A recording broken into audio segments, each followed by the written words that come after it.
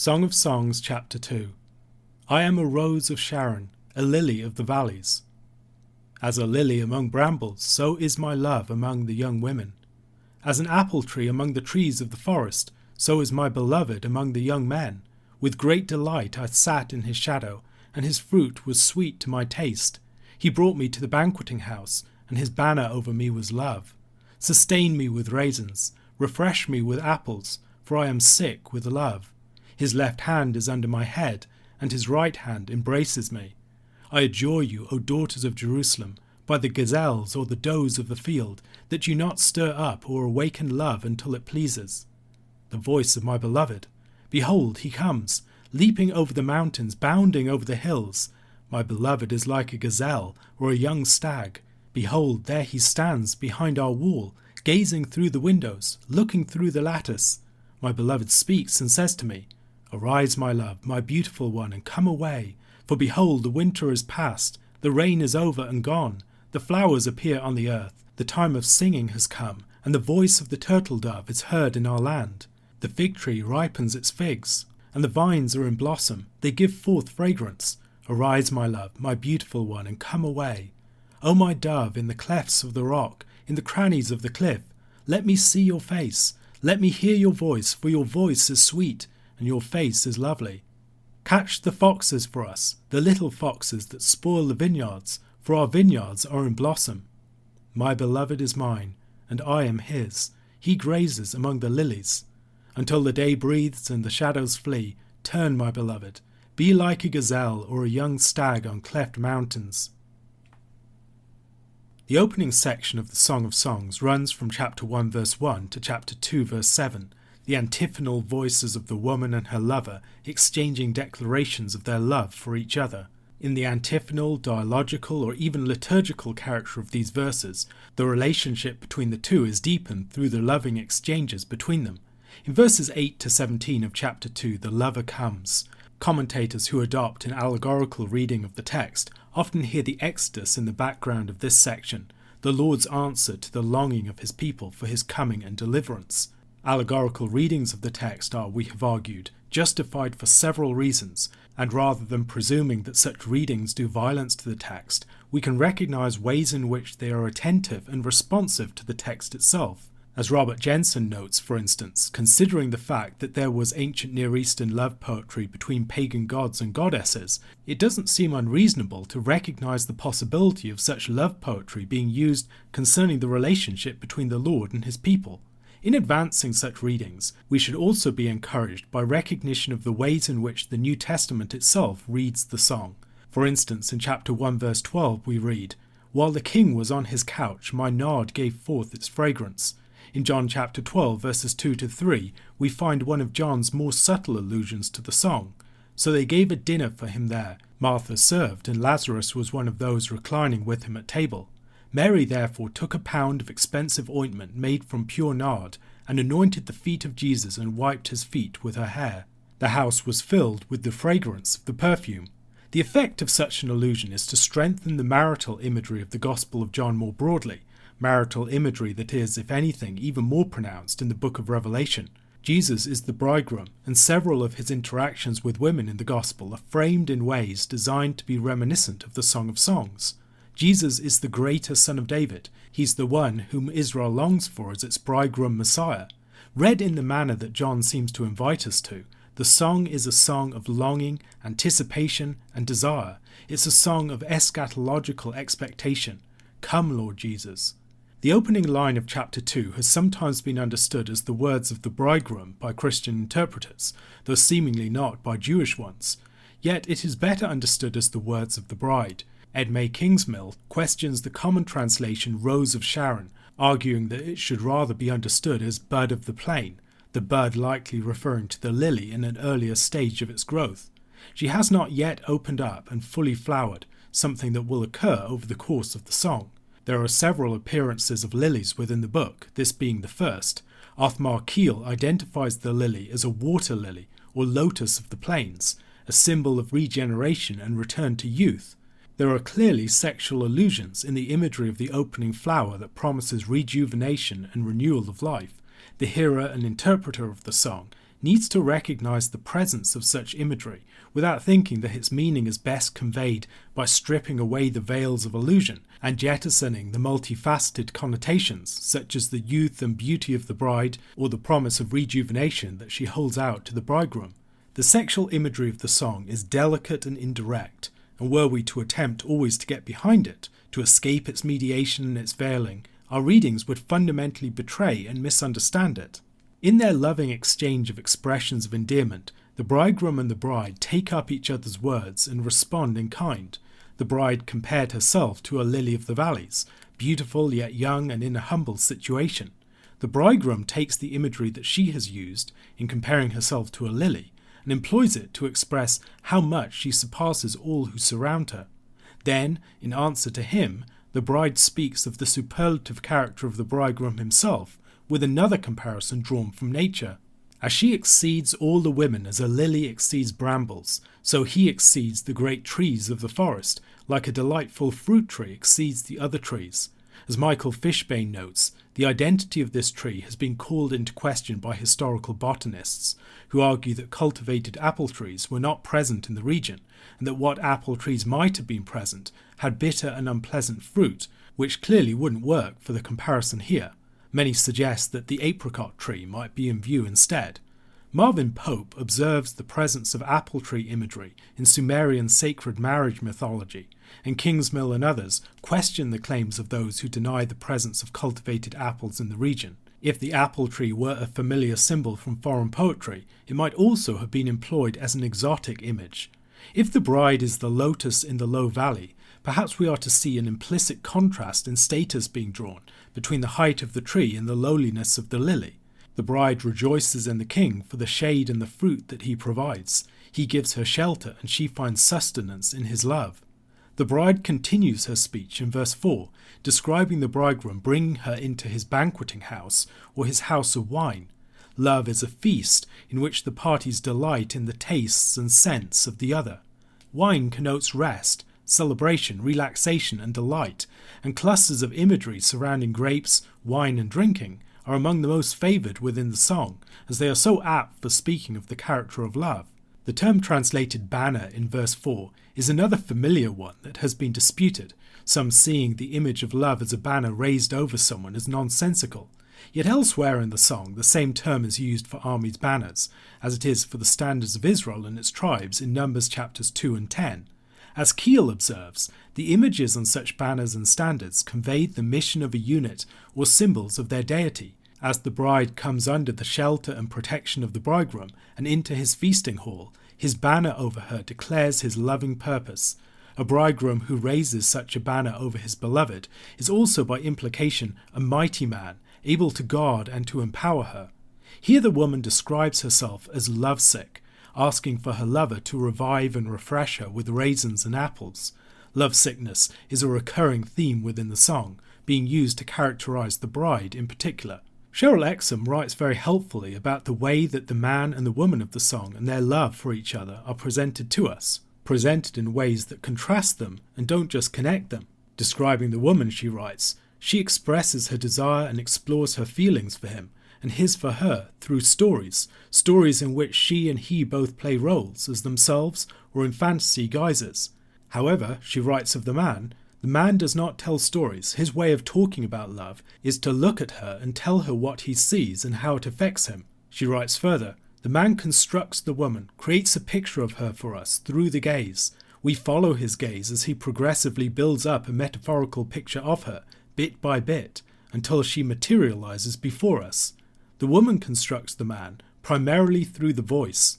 She quotes him speaking to her, but he never quotes her. Exham proceeds to describe the differences between the ways that the love of the two lovers is described. She writes, the difference is subtle, for both feel wondrously overwhelmed by the other. The woman speaks about herself, about being in love and how she experiences it. I am faint with love, or I am lovesick. Her condition, lovesickness, is a malady to which lovers are prone, a state of intense longing that feeds on love and leaves one languid and in need of the sustenance only love can bring. She goes on, the woman tells others, the women of Jerusalem, what love does to her. The man speaks to the woman about what she does to him. She sums up the difference. He is awestruck, she is lovesick. In verse 6, the bride imagines the bridegroom fondling her, in a description for which we can find far more sexually explicit parallels in Sumerian sacred marriage poetry. The unity of the Song of Songs can be seen in part through its use of repeated refrains. Roland Murphy identifies a few key refrains that recur at various points in the song. The first of these key refrains is this verse: "His left hand is under my head, and his right hand embraces me." This refrain is largely repeated in verse 3 of chapter 8. A second refrain is in the verse that follows: "I adjure you, O daughters of Jerusalem, that you not stir up or awaken love until it pleases." This is present in verse 7 here, and again in chapter 8 verse 4, two refrains being repeated in two sets of successive verses. However, the adjuration refrain is also found in chapter 3 verse 5. Murphy also sees a "who is this" refrain, what he terms the possession refrain, "my beloved is mine and I am his," and finally, "until the day breathes and the shadows flee." The repetition of these refrains serves to connect the song together. It also weakens the arguments of those who see the song as merely a loose connection of different poems. Robert Alden argues that the song has a strong chiastic structure, drawing attention to repeated phrases and details on either side of it. However, Richard Davidson argues for a modified chiastic structure with two parallel panels on either side of the central verses of 4 verse 16 and 5 verse 1, bookended by chiastic structures in chapter 1 and 2 and from chapter 7 verse 11 to the end of chapter 8. His proposed macro structure for the book depends much more upon the repeated refrains and, to my mind, convincingly demonstrates the robust integrity and unity of the song. The bride here speaks of love as a force of its own that must be handled with wisdom, neither prematurely excited nor excessively delayed. Like music with which it shares such a strong affinity, love requires good timing. Just as the silences between notes in a piece of music are not empty but charged and filled with tension, anticipation, recollection and release, so love as depicted in the song takes its time. It requires knowing the right time for love, and experiences through its taking of time the longing and desire of memory or expectancy. These are things that the unmusical hurrying of love to its consummation may never truly know. A truly fulfilling resolution requires time and tension. Verses 8 to 14 are still the words of the bride, although within verses 10 to 14 she quotes the words of the lover to her. The bride expresses her eager anticipation of her lover's swift arrival. Robert Alter remarks upon the characteristic poetic artistry illustrated in verses 8 and 9, as the song introduces a comparison beneath the verbal surface of the initial lines that is made explicit at the beginning of verse 9. My beloved is like a gazelle. The lover's bounding and leaping towards the beloved shows his vigour and his great desire to be at her side. In 2 Samuel chapter 1 verse 19, Jonathan is called the Gazelle of Israel, a word that can also mean beauty or honour, likely chosen in part for such connotations. When her gazelle arrives, he calls to his bride to join him. It is the springtime, winter is over with its rains, flowers are starting to appear, trees are being pruned, birds are singing, figs are starting to ripen, the vines to blossom and spread their fragrance. The world is coming back to life, nature renewed in its youth, and the lovers should join in, participating in the delight, the liveliness and the play appropriate to the season. Like someone trying to coax out a nervous bird, the lover beckons to her, addressing her as his dove, associated with love, beautiful in appearance, with a delightful song. In a nicely balanced chiasm, he calls to her, let me see your face, let me hear your voice, for your voice is sweet and your face is lovely. The woman was already connected with a vineyard back in chapter 1 verse 6, and will again speak of herself in terms of a vineyard in chapter 8 verse 12. Exum suggests that we understand the little foxes here as amorous young men in search of grapes from the vineyards of the young women. The image, she argues, may be more of a playful than a threatening one. The young men are free to romp like little foxes in the vineyards of the young women, who are less free to roam. These foxes need to be caught and brought home so that the vineyards aren't spoiled. We might also consider the story of Samson as a potentially illuminating background here. Samson is a mighty man and a lover of women. However, in his story he has to deal with wild animals troubling the vineyards of Israel. He meets and kills a lion in the vineyards of Timnah. Later he punishes the 30 Philistines who robbed him of his wife by binding 150 pairs of foxes together to destroy their fields, 5 for each one of the Philistines. An allegorical reading of this might perhaps see the vineyard of the bride Israel being threatened by troublesome enemies, depicted as lusty foxes who would spoil it and spiritually compromise it. The chapter ends with 2 of the repeated refrains of the song. Within the first we can, as Exum observes, see a clear contrast between the wild foxes of verse 15 and the beloved, who does not run wild but is committed to her to the exclusion of others, the 2 of them being bound together in mutual possession. My beloved is mine, and I am his. There is a very natural correspondence, of course, between this and the covenant formula, I will be your God and you will be my people. Some see the beloved here as akin to a shepherd grazing his flock among the lilies or the lotuses. However, the beloved has just been compared to a gazelle, and will again be compared to one in the following verse. In chapter 4 verse 5, another verse that occurs immediately before a refrain like that of verse 17, we read, Your 2 breasts are like 2 fawns, twins of a gazelle that graze among the lilies. It seems more likely to me then that the beloved is grazing himself rather than shepherding grazing sheep, but perhaps the imagery is intentionally designed to invite both readings. As she is earlier compared to a lily, the image here likely conveys intimacy and love-making, the beloved satisfying himself in her body, which is like a flower-strewn land. The cleft mountains of verse 17 likely refer to her body in a way that evokes the beauty, mystery, wonder, and fruitfulness of the earth herself. Timing continues to be important for the lovers, as we see in the words of the woman in verse 17, but the exact timing in view bewilders most commentators, as the expression used is ambiguous. Exum takes this ambiguity seriously. The woman is both seemingly sending her lover away and summoning him to her. She notes that the words of the woman here are almost identical to the last words of the song, and that even in the verbal differences from this verse, the same intentional ambiguities seem to be present there. Writing concerning these differences, she writes, These differences pull in opposite directions, foregrounding the dual impulses already at work in chapter 2 verse 17.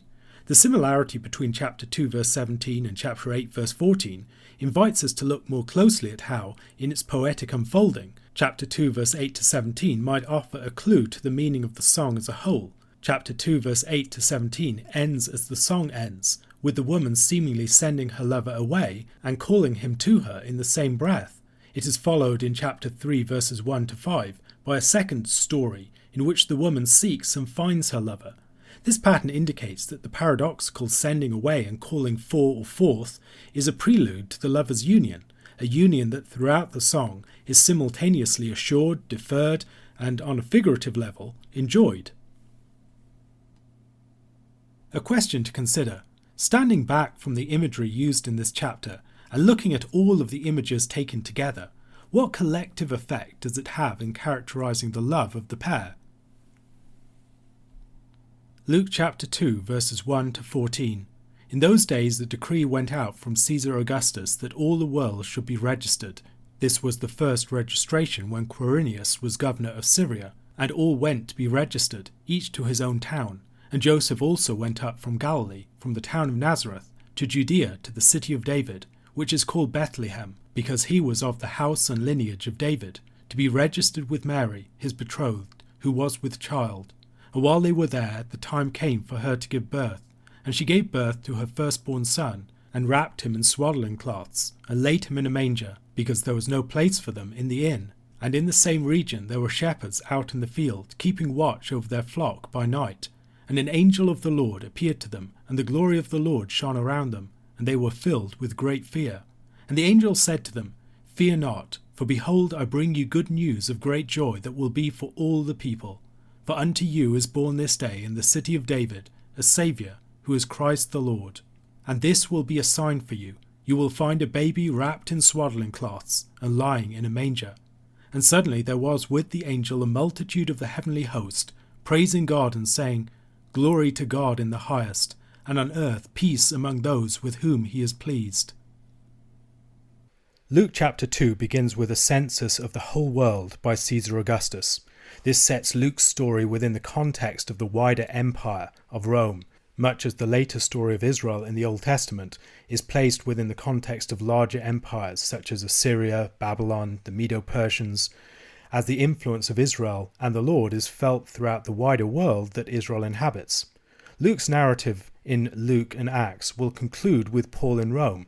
By mentioning Rome at this point, this wider world provides a backdrop for the gospel, even though most of the action within it will be contained within Israel's borders and population. It also makes clear that Israel is under foreign control. Under the shadow of Roman rule, an heir of David is returning to the city of David.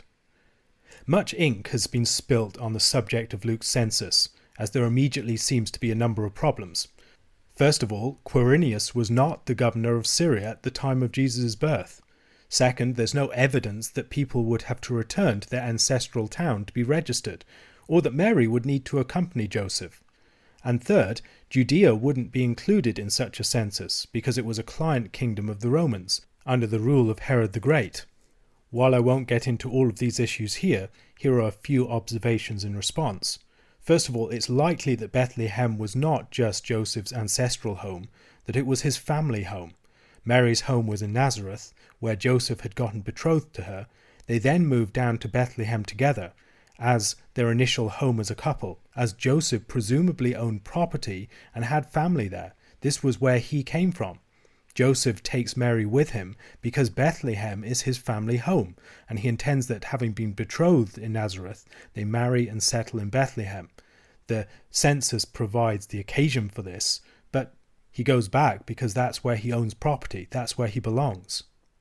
Later, as we read in Matthew chapter 2, they move back to her hometown of Nazareth for the safety of the infant. And there we get the impression that Joseph and Mary belonged in Bethlehem. They weren't just visiting there for a short period of time. Perhaps the best explanation I've found for the census is that advanced by Stephen Carlson, who argues that Augustus's census was not a once-off general census, but that Luke is referring here to a larger census policy. The reference to the first registration when Quirinius was governor of Syria is better translated, he argues, as "this became a very important registration when Quirinius was governing Syria." Now, why would he refer to this? Because the 6 AD census under Quirinius was the time and context of the rise of Judas the Galilean and his resistance to the Roman Empire. He started the movement of the Zealots, which eventually led to the Jewish war with Rome in the late 60s AD. This was a hugely important event within people's memory, and it's referred to elsewhere in Scripture in Acts chapter 5 verse 37, further evidence that Luke had some idea of the relevant history. In Acts 5:37 he writes, "After him Judas the Galilean rose up in the days of the census and drew away some of the people after him. He too perished, and all who followed him were scattered." Other options have been suggested. Some have suggested 2 periods of office for Quirinius. Perhaps one of the most important things to bear in mind here is the limited character of much of the historical evidence that we're working with, and how often we are in danger of jumping to conclusions on the basis of silence or very limited evidence. There are a great many occasions where skepticism about the historical veracity of details in the Gospels has been challenged by later emergence of evidence that directly supports them. The infant is wrapped in swaddling clothes and laid in a manger, because there's no room for them in the inn. We've all seen nativity plays in which the innkeeper turns away Mary and Joseph. Usually the assumption is that there were such crowds of people in the town for the census that they didn't have space in all the lodgings. This is almost certainly mistaken. Joseph is just a young man returning to his family home, not to his ancestral home. There wouldn't be that much movement around, nor should we expect that the registration was all occurring on a single day or a short succession of days. These censuses could last many years. They weren't just over a period of days. Others have imagined that there was some sort of prejudice against Mary and Joseph, and so the innkeeper didn't let them in. But there is a far simpler answer. There was no inn, and there was no innkeeper. It doesn't even need to mean that there was no room in the family guest room, so that they had to camp out with the animals, although it could mean that. Rather, the more likely explanation is that they weren't short-term visitors to Bethlehem, but had moved back there on account of the registration and the marriage, and lived there. The simplest way to understand it is that they were living with Joseph's wider family.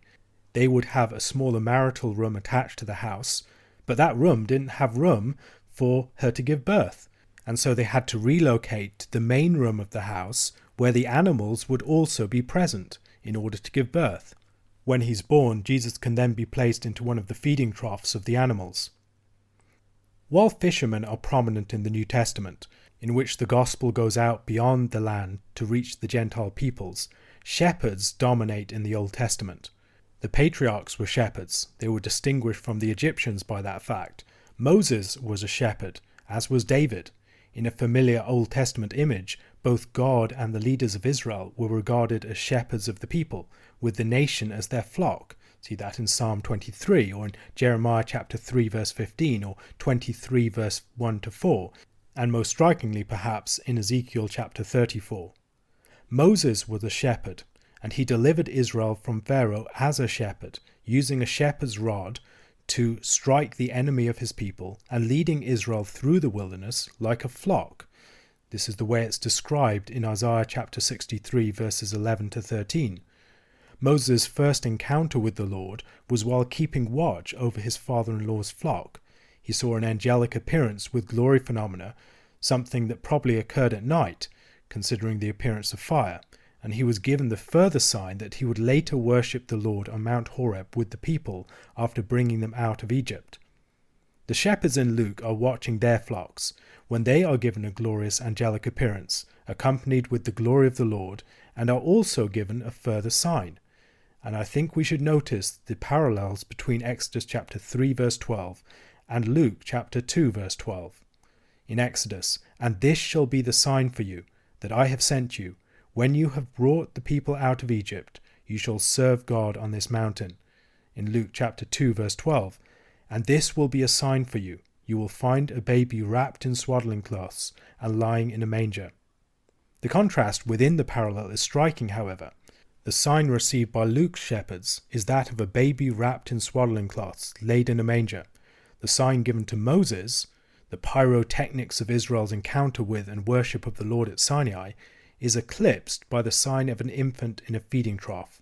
In both cases, shepherds are led to an encounter with the Lord. In the first, the Lord is shrouded in the dread darkness of the thundering and fiery glory cloud, and in the second, he has come as a swaddled child in a manger. The significance of the sign of the swaddled child in a Bethlehem manger being given to shepherds probably arises from Old Testament prophecy. The Old Testament foretold the coming of a messianic shepherd from the line and the town of David. Ezekiel chapter 34 verse 23, "And I will set up over them one shepherd, my servant David, and he shall feed them. He shall feed them and be their shepherd." In Micah chapter 5 verse 2 to 5, "But you, O Bethlehem Ephrathah, who are too little to be among the clans of Judah, from you shall come forth for me one who is to be ruler in Israel, whose coming forth is from of old, from ancient days. Therefore he shall give them up until the time when she who is in labour has given birth. Then the rest of his brothers shall return to the people of Israel, and he shall stand and shepherd his flock in the strength of the Lord, in the majesty of the name of the Lord his God. And they shall dwell secure, for now he shall be great to the ends of the earth, and he shall be their peace." An infant in a sheep's manger in Bethlehem, the town of David's own birth, is a sign that she who is in labour has brought forth. We can hear the story of Rachel in the background of Micah's prophecy. Just before the birth of Benjamin and the death of Rachel, Jacob is told that kings will come from his loins. And while journeying towards Bethlehem, Rachel gives birth to Benjamin and dies. That story lies in the background of Micah chapter 4 and 5. But now Bethlehem has been reached, and the true king is to be born. The shepherds, symbolizing the leaders of Israel, encounter the promised great shepherd. However, there's a surprise. The one who was to feed the people as his flock is himself in the feeding trough. The Messiah will feed his flock, but not in the way that people might have expected. He will be their food. Moses had a significant and foreshadowing encounter with the shepherds at a well in Midian, prior to his encounter with the Lord at the burning bush. He delivered the 7 daughters of Jethro from the abusive shepherds and watered their flocks. The one drawn from the water became the one who gave water in the wilderness, and his later ministry involved resisting false shepherds and leading and watering the people as the Lord's flock in the wilderness. And there's also foreshadowing in Luke's account of the shepherds. Later in Luke's Gospel, he describes Joseph of Arimathea requesting the body of Jesus from Pilate. In Luke chapter 23, verse 53, "Then he took it down and wrapped it in a linen shroud and laid him in a tomb cut in stone where no one had yet been lain." The comparison with the description of the birth of Jesus is a pronounced one. "And she gave birth to her firstborn son, and wrapped him in swaddling cloths, and laid him in a manger, because there was no place for them in the inn." The child wrapped in linen cloths and laid in the manger is later wrapped in linen garments and laid in the tomb. The comparisons don't end here. Shortly after the wrapping of the body of Jesus and laying it in the manger or the tomb, there is a dazzling appearance of angels. Once again, a sign is given, but the sign is no longer the wrapped body of Jesus in a stone container, but it's the unwrapped linen garments and the empty tomb. The women within Luke's resurrection account both receive the angelic message and serve as the angels to the apostolic shepherds, and in both cases the result is marveling. We see that in chapter 2 verse 18 and in chapter 24 verse 12. The conclusion of Luke's Gospel also tells the story of the shepherds. There, the apostolic shepherds are charged as witnesses of the resurrection, who will make widely known the fulfilled sign concerning the Son. We could compare chapter 24 verses 45 to 49 with chapter 2 verse 17 here. The Gospel ends with words that echo the end of the account of the shepherds' visit.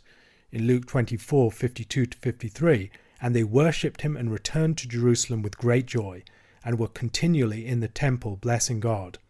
In Luke 2 verse 20, "And the shepherds returned, glorifying and praising God for all they had heard and seen, as it had been told them." Luke's account of the shepherds is the story of a wondrous and remarkable sign.